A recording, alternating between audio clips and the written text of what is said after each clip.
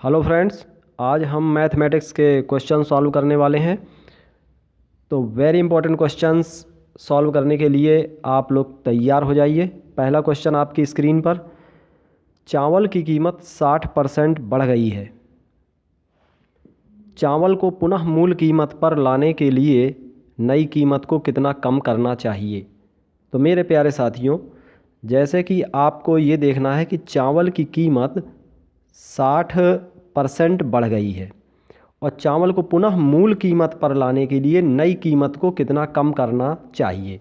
Question में पूछ रहा है मेरे प्यारे साथियों, बार बार गौर करिएगा कि कितना कम करना चाहिए। जब आपको कम करने के लिए पूछा जाए, ठीक है, तो आपको ये फार्मूला लगाना है। कम अगर पूछा गया है तो आपको फार्मूले में प्लस यूज करना है, x/100 प्लस x इंटू 100। अगर कम करने के लिए पूछा गया है, बार बार ध्यान दीजिएगा दोस्तों, कम करने के लिए पूछा गया है तो यहाँ पर 100 प्लस x करेंगे। अगर अधिक करने के लिए पूछा गया होता तो यहाँ पर माइनस करते। आपको केवल क्वेश्चन पर ध्यान देना है, यहाँ पर ध्यान नहीं देना है कि चावल की कीमत बढ़ गई है या घट गई है। आपको सिर्फ और सिर्फ इतना याद रखना है कि पूछा क्या जा रहा है कि कितना कम कर देना चाहिए। तो कम में आपको प्लस का साइन लगाना है, अधिक में यहाँ पर माइनस का साइन लगाना है। तो x/100 प्लस x इंटू 100। अब यहाँ पर आप सोच रहे होंगे कि x क्या चीज़ है। तो ये x है, ये 60%। तो x की जगह पर आप 60 रख दीजिए और आंसर अपना निकाल लीजिए। तो x की जगह पर जब 60 रखेंगे तो ये देखिए 60/100 में 60 जोड़ेंगे तो 160 हो जाएगा। 60/60 इंटू 100। अब इसको आप सॉल्व कर लेंगे 60/60 इंटू 100 को, तो आपका ये आ जाएगा 37.5%। आंसर आपके सामने होगा। तो आशा करता हूँ ये क्वेश्चन आपको अच्छी तरह से समझ में आ गया होगा। जिनको ना समझ में आया हो तो आगे भी क्वेश्चन इसी तरह के आपको दिए जाएंगे, उनसे आप अच्छी तरह समझ सकते हैं। चलिए दूसरा क्वेश्चन लेते हैं। एक व्यक्ति अपनी आय का 15% खर्च कर देता है। यदि उसका खर्च 75 रुपये है तो उसकी आय ज्ञात करना है। अब विकल्प है 250, 500, 750, 1000। एक व्यक्ति अपनी आय का 75% खर्च कर देता है, तो इसको कैसे सॉल्व करेंगे मेरे प्यारे दोस्तों। सबसे पहले हम आय मान लेते हैं कि 100 है। आय कितनी है? 100 है। 100 का 15% खर्च करेगा तो कितना हुआ खर्च? 15। यानी कि आय 100 है, खर्च 15 है। अब वह अपने खर्च को अगर 75 कर देता है, अगर इस खर्च की जगह 15 की जगह 75 हो जाए तो आय कितनी हो जाएगी? आप देख पा रहे हैं कि 15 से 5 गुना हो गया 75, हो गया ना। 15 से 5 गुना 75 हो गया तो ये 5 गुना उसकी आय भी हो जाएगी। ठीक है, यानी कि जो 100:15 का जो रेशियो है वही रेशियो यहाँ आना चाहिए।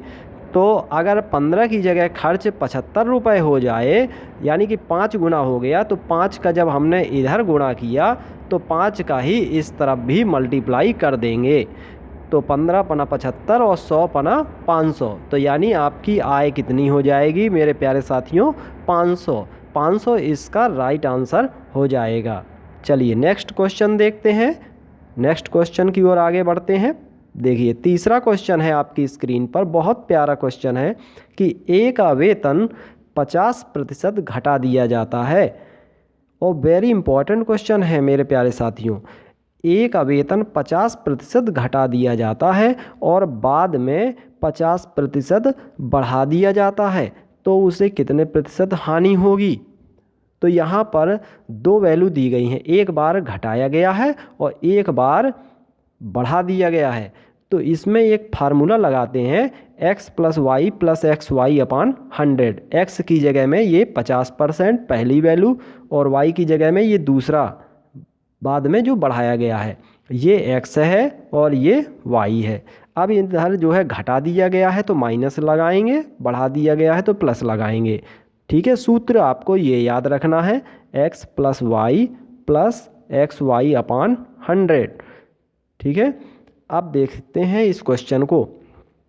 50% घटा दिया गया है तो -50, 50% बढ़ा दिया गया है तो +50, और ये -50 × 50/100। अब इसको सॉल्व कर लेंगे, ये 0 आ जाएगा और ये 5 × 5 = 25, ये माइनस का 25 आएगा, यानी कि 25% की हानि हुई। अगर प्लस आएगा तो आपको 25% का लाभ हुआ।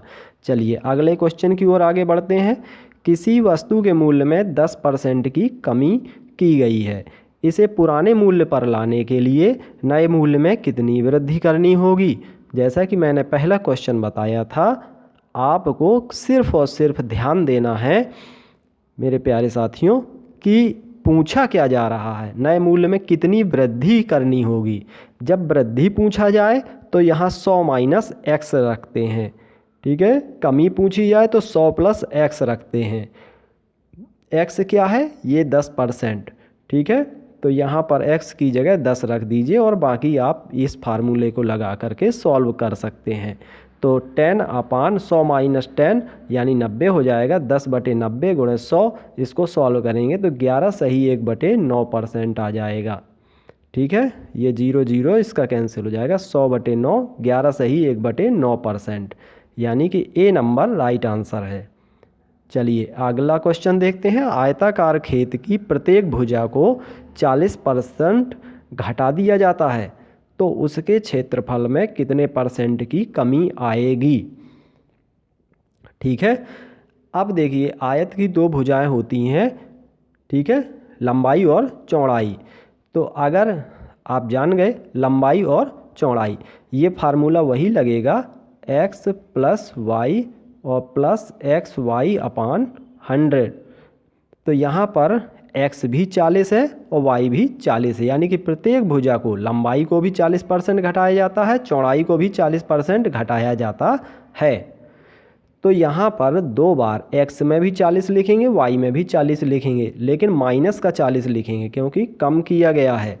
तो -40 -40, और यहाँ पर ये -40 और -40 ये प्लस हो जाएगा, तो प्लस का 40 × 40/100, ये माइनस का 80 और ये 4 चौको 16, 0 0 कैंसिल हो जाएंगे, तो ये प्लस के 16 हो गए। इनको सॉल्व करेंगे तो ये माइनस का 64 आ जाएगा, यानी कि 64% की कमी होगी। बी नंबर राइट आंसर है। मैं आशा करता हूँ आपको निश्चित रूप से समझ में आ गया होगा ये क्वेश्चन। चलिए अगले पेज की ओर आगे बढ़ते हैं। वेरी इंपॉर्टेंट क्वेश्चन है, देखिए आपकी स्क्रीन पर। राम प्यारी की आय, सॉल्व करते जाइए आप लोग। राम प्यारी की आय हरि प्यारी की आय से 10% अधिक है। ठीक है, राम प्यारी की आय 10% अधिक है और हरि प्यारी की आय राम प्यारी की आय से कितनी कम होगी। अब जैसा कि इसमें पूछा गया है कि कम पूछा जा रहा है, तो कम के लिए यहाँ x/100 + x करेंगे। अगर अधिक पूछा गया होता तो 100 - x करते। अब x क्या है, ये 10%, यहाँ पर रख देंगे। 10/100 × 10 यानी कि 110 × 100। अब इसको सॉल्व कर लीजिए, ये 0 0 कैंसिल, 100/11 यानी कि 9 सही 1/11% आपका राइट आंसर होगा। चलिए अगले क्वेश्चन की ओर। चीनी के मूल्य में 20% की वृद्धि होने से एक परिवार ने चीनी की खपत 25% कम कर दी। इस परिवार के चीनी पर होने वाले खर्च में कितने % कमी आएगी। चलिए ये क्या हो गया, 20% की वृद्धि हुई यानी कि ये x हो गया।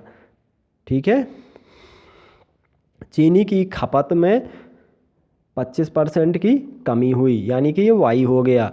अब वही फार्मूला आप लगा दीजिए, x + y + XY/100, यानी कि वृद्धि +20, 25% की कमी -25, और ये यहाँ पर -XY/100, तो इन दोनों का मल्टीप्लाई अपन 100। अब इसको सॉल्व करेंगे, 20 - 25 -5, और इसको सॉल्व करेंगे 25 दूनी 50 और 500/100, तो 0 0 कैंसिल हो जाएंगे, तो 5 बचेगा, -5, इन दोनों को सॉल्व करेंगे तो माइनस का 10 आ जाएगा, यानी कि 10% की कमी होगी क्योंकि माइनस में आया है। तो ये आपका बी ऑप्शन सही हो गया। अगला क्वेश्चन देखते हैं। यदि दो संख्याएं एक तीसरी संख्या की 28% और 70% हैं, दो संख्याएं हैं और तीसरी संख्या से 28% और 70% है, यानी कि हम तीसरी को आप मान लें कि 100 है, तो पहली 28% मीन्स 28, दूसरी 70%, 100 का 70% यानी 70। ठीक है, ये पहली, ये दूसरी और ये तीसरी। अब पहली संख्या दूसरी संख्या का कितने परसेंट है, तो पहली संख्या को ऊपर लिखेंगे, ठीक है, और दूसरी संख्या से कितनी परसेंट है तो दूसरी संख्या नीचे लिखेंगे 70, और परसेंट निकालने के लिए 100 का मल्टीप्लाई कर देंगे। ठीक है, अब ये 7 चौको 28 और 0 0 1 कैंसिल हो गया, यानी कि 40% आपका सही आंसर आ गया। अगला क्वेश्चन देखते हैं। यदि ए बी के 20% के बराबर है और बी सी के 25% के बराबर है, तो सी का कितना परसेंट ए के बराबर होगा। ठीक है, सी का कितना परसेंट इसके बराबर होगा। चलिए ए बी के 20% के बराबर है, तो ए बराबर बी का 20%, यानी कि जब ए और बी का अनुपात निकालेंगे तो 20/100 यानी कि 1:5, ए अनुपात बी 1:5 आ गया। अब बी सी के 25% के बराबर है, तो बी बराबर सी गुणे 25%, सी को नीचे लाएंगे, b/c यानी b अनुपात c बराबर 25%, 25/100, 25 से कम 25, 25 चौको 100, 1:4। ठीक है, अब जब इन तीनों का अनुपात निकालते हैं, ये a अनुपात b है, ये b अनुपात c है।